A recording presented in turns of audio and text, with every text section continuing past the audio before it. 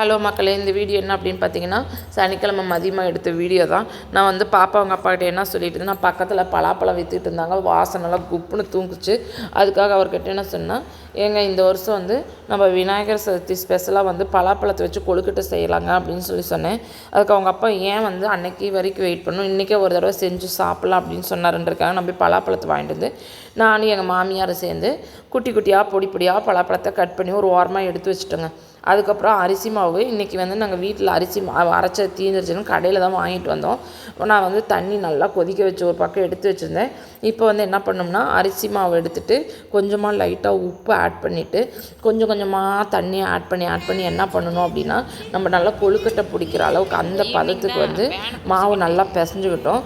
அதுக்கப்புறம் பார்த்திங்கன்னா கொஞ்சமாக வந்து நெய் வாசத்துக்கு ஆட் பண்ணிட்டோம். நெய்யும் கொஞ்சமாக வாசத்துக்கு ஆட் பண்ணி நல்ல மாவு வந்து ஒரு பதத்துக்கு வந்து, அதாவது கையில் பிடிச்சோம்னா வர்ற அளவுக்கு அந்த பதத்துக்கு வந்து மாவை பிசைஞ்சு ஒரு ஓரமாக எடுத்து வச்சாச்சு.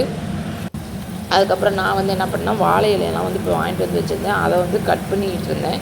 அந்த டைமில் எங்கள் மாமியார் என்ன பண்ணாங்க அப்படின்னா, ஒரு பேன் எடுத்து கொஞ்சமாக நெய் ஆட் பண்ணி தேங்காய் துருவல் வந்து பூரணத்துக்காக நெய்யில் வதக்கிக்கலாம் அப்படின்னு வதக்கிட்டு கொஞ்சமாக வந்து ஏலக்காய் பொடி போட்டு நல்லா வறுத்து எடுத்துக்கிட்டாங்க. பொன்னிறமாக கலர் மாறுற அளவுக்கு நல்லா வறுத்து எடுத்து ஒரு பேனில் ஓரமாக ஒரு தட்டில் போட்டு வச்சாச்சு.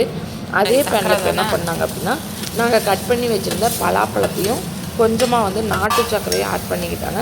ரெண்டையும் ஆட் பண்ணி நல்ல மிதமான சூட்டில் தான் வந்து வச்சோம், ரொம்ப கம்மியான சூட்டில். ஏன்னா நாட்டு சர்க்கரை கரைஞ்சிரும் அப்படின்றதுக்காக தண்ணியாக போயிடும் அப்படின்றதுக்காக நாங்கள் என்ன பண்ணோம், லைட்டாக வந்து சூடு இருக்க மாதிரி வச்சுட்டு அப்படியே ஒரு பிரட்டிட்டு அதுக்கப்புறம் நம்ம வறுத்து வச்சுருக்க தேங்காய் பூவையும் போட்டு மொத்தமாக வந்து இப்போ பார்த்திங்கன்னா தேங்காய் பூவு, பலாப்பழம், நாட்டு சர்க்கரை, ஏலக்காய் தூள் எல்லாத்தையும் போட்டு நல்லா பிரட்டி நம்ம வந்து என்ன பண்ணிட்டோம்னா, கொழுக்கட்டைக்கு தேவையான ஒரு பூரணத்தை ரெடி பண்ணி ஒரு ஓரமாக வந்து அதை எடுத்து வச்சாச்சுங்க. இப்போ நான் கட் பண்ணி வச்சுருந்தேன் அந்த வாழை இலையை என்ன பண்ணணும் அப்படின்னா, நாங்கள் நெருப்பில் வந்து வாட்டிக்கிட்டோம். இங்கே பாருங்கள், நல்லா வந்து அவங்க பாட்டி வந்து என்ன பண்ணாங்க, வறுத்துட்டாங்க. இப்போ எதுக்கு வாழை இலையை வந்து நெருப்பில் வாட்டுறோம் அப்படின்னா, நம்ம வந்து இப்போ வந்து வாழை இலையை மடித்து வச்சு தான் பண்ண போகிறோம். அப்படி பண்ணும்போது இலை கிளியாமல் இருக்கணுன்றதுக்காக தான் நெருப்பில் வந்து நம்ம வாழை இலையை வாட்டுறது. எந்தளவுக்கு நம்ம நெருப்பில் வாழை இலையை வாட்டுறோமோ அந்தளவுக்கு நம்ம எவ்வளோ ஃபோல்டிங் பண்ணாலும் இலை வந்து கிழிஞ்சுக்கிட்டு வராது. இப்போ எங்கள் பாப்பா வேறு வந்து அவளுக்கு கொழுக்கட்டை செய்கிறதுனா அவ்வளோ ரொம்ப பிடிக்கும். சின்ன வயசுலலாம் கேட்டுக்கிட்டே இருப்பாள், அம்மா எனக்கு விநாயகர் சதுர்த்தி வந்துச்சுன்னா 1008 பால் கொழுக்கட்டை செஞ்சு கொடுமா, 1008 அப்படின்னா அவளுக்கு என்னன்னே தெரியாது. ஆனால் வந்து அவள் எனக்கு வந்து 1008 கொழுக்கட்டை செஞ்சு கொடுமா அப்படின்னு சொல்லிக்கிட்டே இருப்பாள். இன்றைக்கி வந்து என்ன சொன்னோம், இன்றைக்கி கொழுக்கட்டை தான் பாப்பா செய்கிறோம் அப்படின்னு சொன்னதே, நானும் தான் செய்வேன் அப்படின்னு சொல்லி ஒடியாந்துட்டு நான் தான் உருண்டை பிடிப்பேன், நான் தான் தட்டுவேன்னு சொல்லி பெரிய அலப்பறை உள்ளே வந்து பண்ணிக்கிட்டு இருந்தாங்க. சரி, நீ உங்கள் பாட்டி எப்படியோ செஞ்சு கொடுங்க, நான் வந்து பேனில் வச்சு சுட்டு தரேன்னு மட்டும் சொல்லிட்டேன். இப்போ பார்த்திங்க அப்படின்னா அவள் உருண்டையை வச்சு பாப்பா உருண்டையை உருட்டி கொடுத்துட்டா.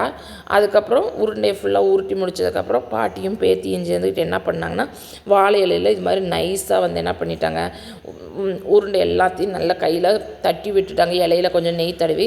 இப்போ பூரணத்தை வந்து நான் தான் வைப்பேன்னு சொன்னால் அவள் பங்குக்கு அவள் வச்சா, அவங்க பாட்டி பக்கத்தில் வச்சாங்க. 2 பேரும் பார்த்திங்க அப்படின்னா ஆளுக்கு ஒரு பக்கம் பூரணத்தை வச்சு மொத்தத்தில் கொழுக்கட்டைக்கு தேவையான பூரணத்தையெல்லாம் வச்சு மடித்து எடுத்து வச்சிட்டாங்க. அவளுக்கு வர ஒரே சந்தோஷத்தில் ஆட்டம் வேறு வருது. நான் இன்றைக்கி கொழுக்கட்டை செய்கிறேன்னா ஆட்டத்தை வேறு பார்க்கணுங்களே. இப்போ எல்லாம் செஞ்சுட்டு இப்போ பார்த்திங்கன்னா நான் மோமோஸ் செய்கிற பாத்திரத்தில் தான் வந்து கொழுக்கட்டை செய்ய போகிறேன். தண்ணி வந்து ஆல்ரெடி ஒரு 10 நிமிஷம் வேக வச்சுட்டேன். இப்போ கொழுக்கட்டையும் உள்ளே எடுத்து வச்சு வேக வச்சுட்டேன். இப்போ பாருங்கள், கலர் வாழையில் நல்லா கலர் சேஞ்ச் ஆகிறதுக்கு ஒரு 10 நிமிஷம் வெந்தால் போதும். இப்போ நல்லா வெந்துடுச்சு. அதை எடுத்தால் இப்போ தனியாக வந்து எடுத்து பார்க்கலாம் அப்படின்னு சொல்லி ஒவ்வொன்றா வந்து பேனில் இன்னும் அடுத்த செட்டு வைக்கணும் அப்படின்றதுக்காக எடுத்துகிட்டு இப்போ பார்த்தோம்னா கலர் நல்லா சேஞ்ச் ஆகிருக்கும். இங்கே பாருங்கள், சூப்பரான ஒரு பலாப்பழ கொழுக்கட்டை ரெடி ஆகிடுச்சு. நான் சாப்பிட்டு பார்த்தா டேஸ்ட் அப்படியே வேறு லெவலில் அப்படியே தூக்கலாக அட்டகாசமாக இருந்துச்சுங்க. நீங்களும் இது மாதிரி ட்ரை பண்ணி பாருங்கள். ட்ரை பண்ணி பார்த்துட்டு பிடிச்சதுனா லைக் பண்ணி, கமெண்ட் பண்ணி, சப்ஸ்கிரைப் பண்ணிவிட்டு மறக்காமல் ஷேர் பண்ணுங்கள். பாய்.